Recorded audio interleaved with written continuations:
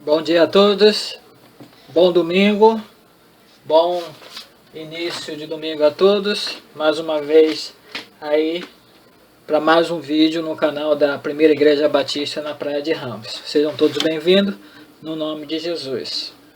Oremos. Deus, reunidos estamos, ó Deus, estudando a Tua Palavra.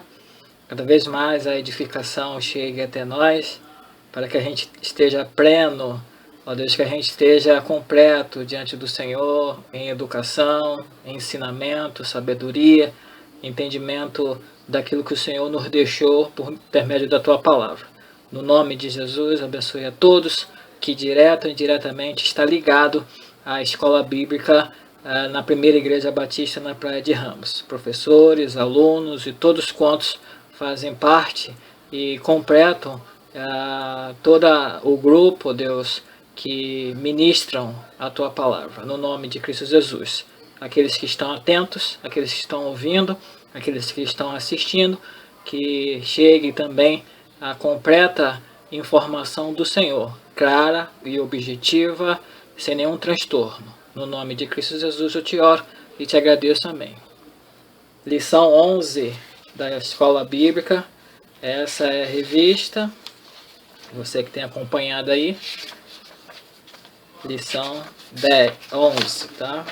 Vamos lá na lição 11. Enquanto isso, você já pegou sua Bíblia, já pegou sua revista. Lição 11 da revista Atitude, tá? A visão da vitória do bem. A visão da vitória do bem. Texto bíblico, Apocalipse 17 até o 19. Texto áureo, Apocalipse 17, versículo 14. Abra aí a sua Bíblia, Apocalipse 17, versículo 14.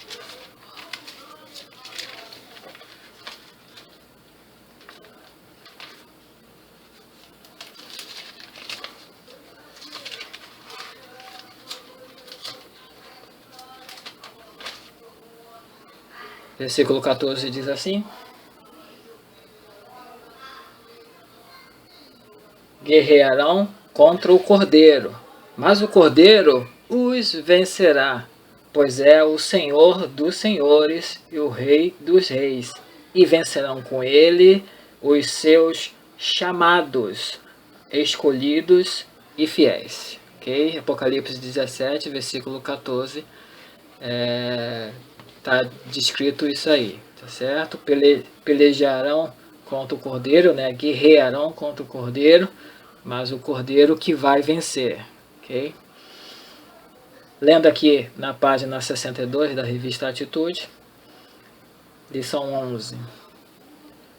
Os dias serão cada vez mais difíceis até a data da vinda de Jesus, mas ainda não é o fim, ainda há coisas para acontecer. Esta é uma função dos sinais proféticos. Esta é uma função dos sinais proféticos. Mostrar aos crentes que está cada dia mais perto, mas ainda tem muita coisa para acontecer. Então, não adianta usar os sinais como elementos numa espécie de agenda para marcar a vinda de Jesus. Não há esperança para a humanidade sem a intervenção final de Deus. O povo de Deus não terá vida fácil na Terra, num processo que só cresce e se acentua. Como agir? Com vigilância e perseverança. Com vigilância e perseverança, diz a Escrita. Okay? Na página 62. Comentando o texto bíblico, se a primeira sessão encontramos as 7 cartas, Apocalipse 1 a 3, e na segunda a revelação do rolo selado, Apocalipse do 4 até o 11, nesta terceira sessão, Apocalipse 12 até o capítulo 22, encontramos o desenrolado conflito entre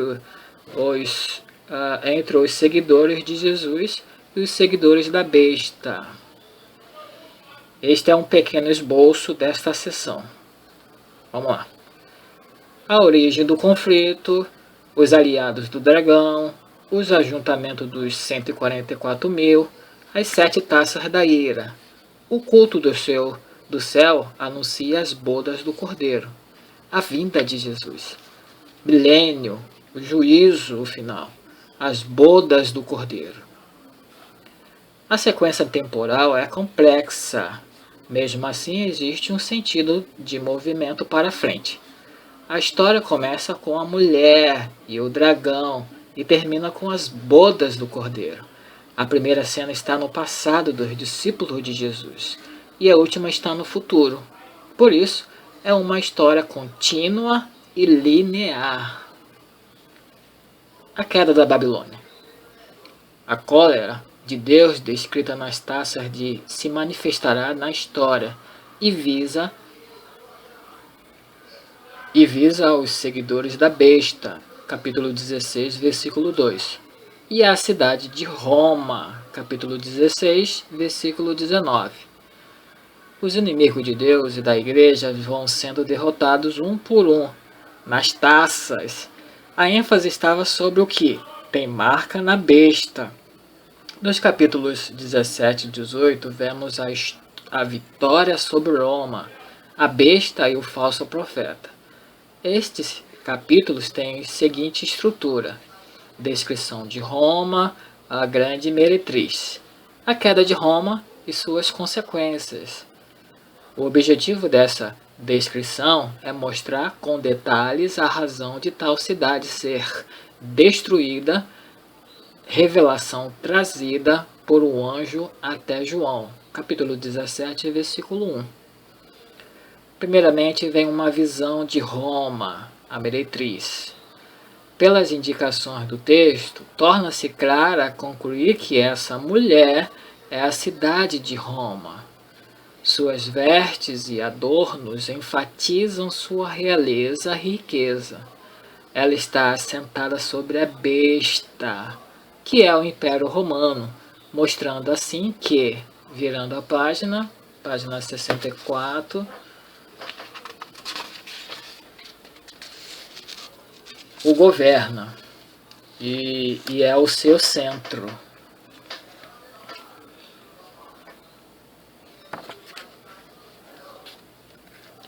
Ela é descrita como a mãe das meretrizes e das abominações da terra, sendo, portanto, o centro de todo o mal que havia no mundo de então. Sua última e principal característica é estar embriagada com o sangue dos santos, referência ao seu papel de assassina do povo de Deus. Domiciano, o imperador que governa quando João escreve, representava a besta. Os anteriores também o representaram, e o seguinte também o representará. João quer mostrar assim que o império em toda a sua extensão seria representante da besta. Assim como o primeiro anjo introduziu a visão de Roma, capítulo 17, do versículo 1 até o 3, outro anjo faz o anúncio de sua queda, Apocalipse 18, do versículo 1 até o 3. Embora essa destruição se apresenta como já tendo acontecido, caiu, versículo 2, ela na realidade será efetuada no futuro. Tal modo de falar é para enfatizar que sua ruína já está determinada. Ok? Então, página 63, a queda da Babilônia. Tá? Começa aí no capítulo 16, aí vai desenrolando, né? Vai falando, aí é inserido o nome de Roma, né? Visto que o Império Romano comandava aquela época da visão, né? Da escrita de Apocalipse, né? Da ideia e proposta de Apocalipse. Então a gente vê aí que, né, 16, 17, 18, a gente vê a queda da Babilônia formatada aí com Roma, imperador daquela época, né? E no caso Roma, a cidade, né, no sentido feminino, né, descrita como a imperatriz. Então a gente vê aí esse desenrolar da queda, né, da Babilônia, Roma, meretriz, Império Romano, né, imperador, enfim, só um existe, né, e esse imperador, e esse governador, e esse que salva e transforma é o próprio Deus, né? Então Deus não dá aí a glória a outro. Então é destruído, né? Desfeito toda a prepotência e vontade de uma cidade, alguém, uma pessoa querer ser maior ou tão quanto o próprio Deus. A vinda de Jesus, página 64. Finalmente, o Apocalipse se detém a narrar a vinda de Jesus. Este é o assunto de Apocalipse 19.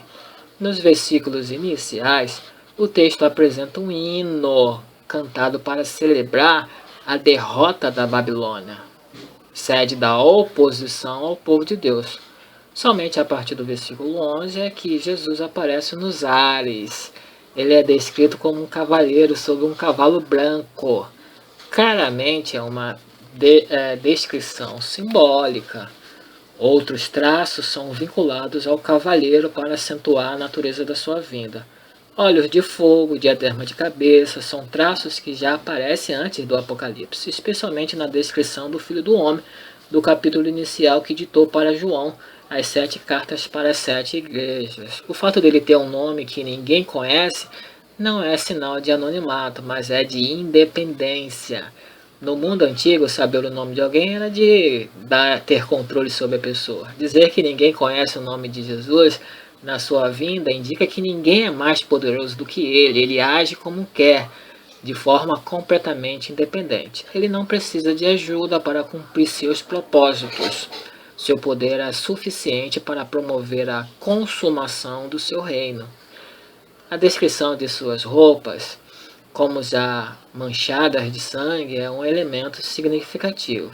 Alguns comentaristas entendem que é uma referência ao sangue dos adversários que ele derrotou, mas como acaba de apontar nos ares, isso não faz sentido. É melhor entender que o sangue que lhe mancha as roupas é uma referência ao seu próprio sangue, quando ele é apresentado no capítulo 5. Jesus foi descrito como um cordeiro, como tendo sido morto, ou seja, ensanguentado ou com marcas de feridas.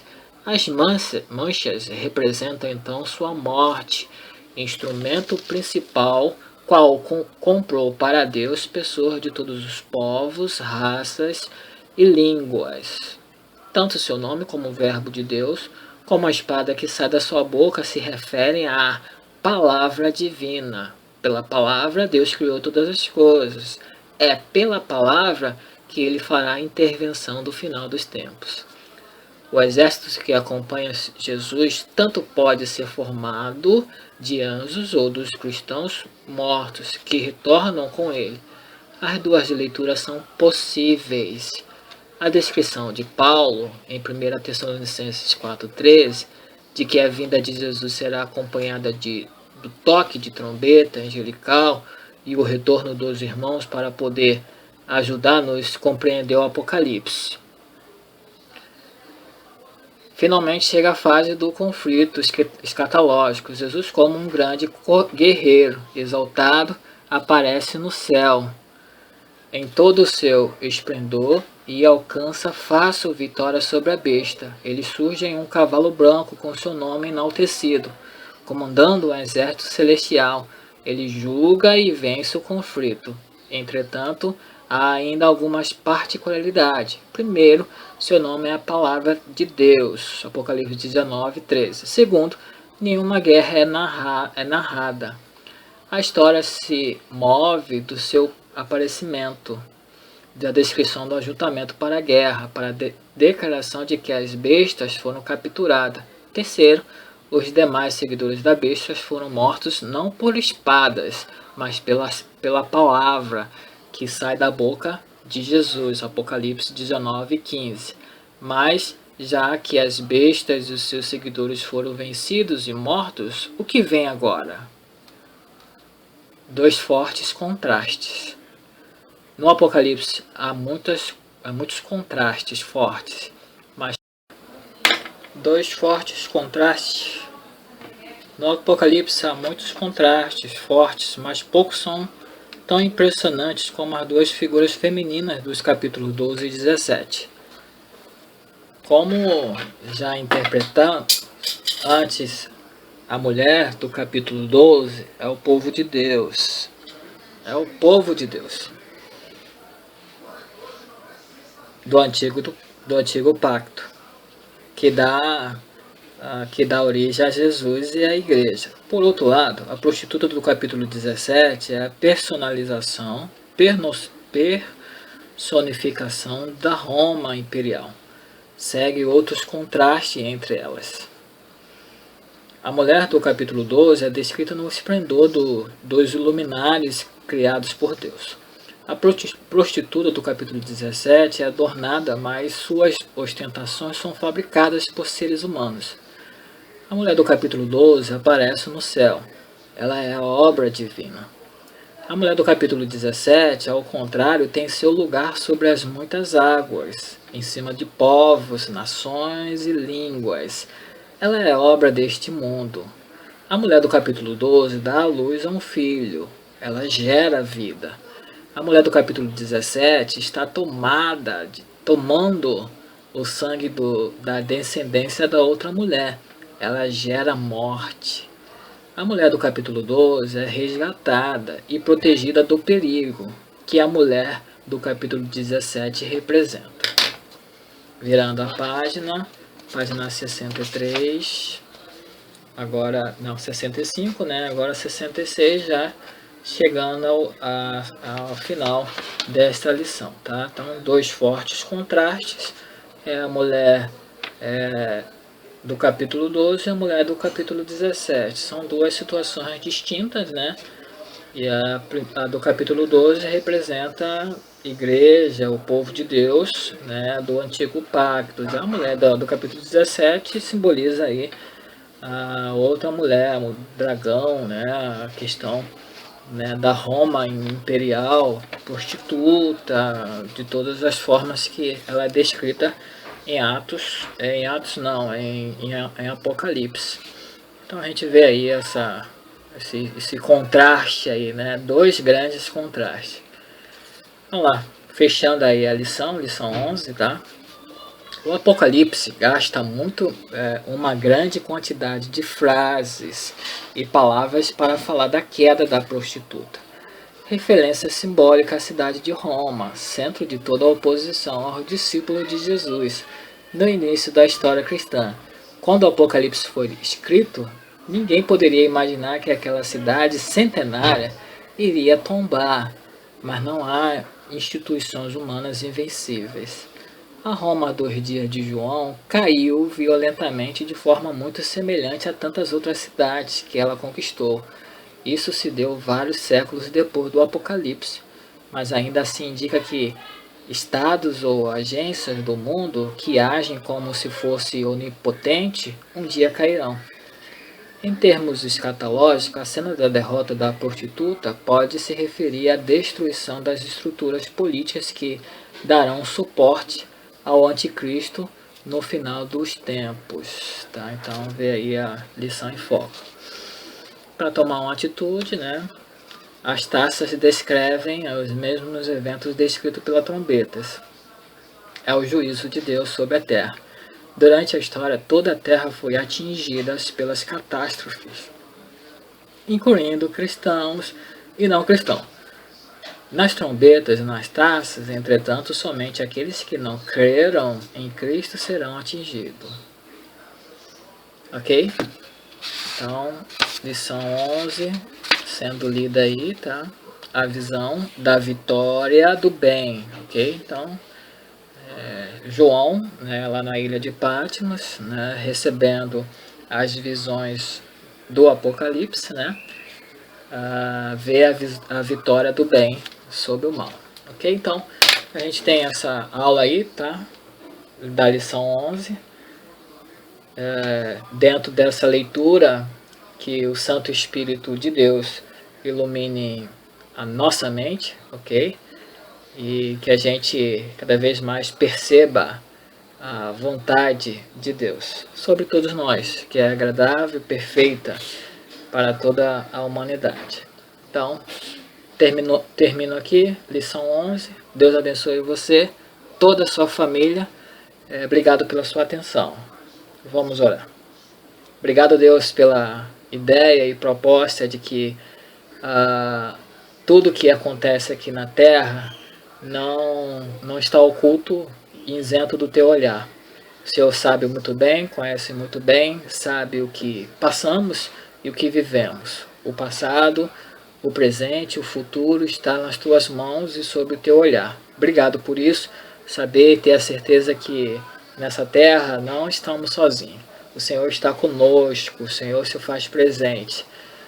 Que a tua palavra cada vez mais entrando no meu coração, no coração dos meus irmãos e dos ouvintes, a gente tenha pleno conforto, ó Pai, que teremos um futuro melhor, um futuro onde o Senhor já preparou. E cada um que recebe Jesus Cristo, o aceita no coração e coloca Ele no centro da vida, tem a herança no céu. Isso é a nossa certeza, a nossa convicção. Muito obrigado por isso, muito obrigado pela salvação, muito obrigado pelo teu sangue vertido na cruz. Louvado seja o teu nome em toda a terra. Nós, seres humanos, também queremos te dar toda a honra, toda a glória e todo o louvor, porque o Senhor é merecedor. Não há outro Deus como o, nem no céu, nem na terra. Não tem como comparar o Senhor a ninguém. O Senhor é o grande Deus. Louvado seja o teu nome. Te oro e te agradeço no nome de Cristo Jesus. Amém. Obrigado, até o próximo vídeo.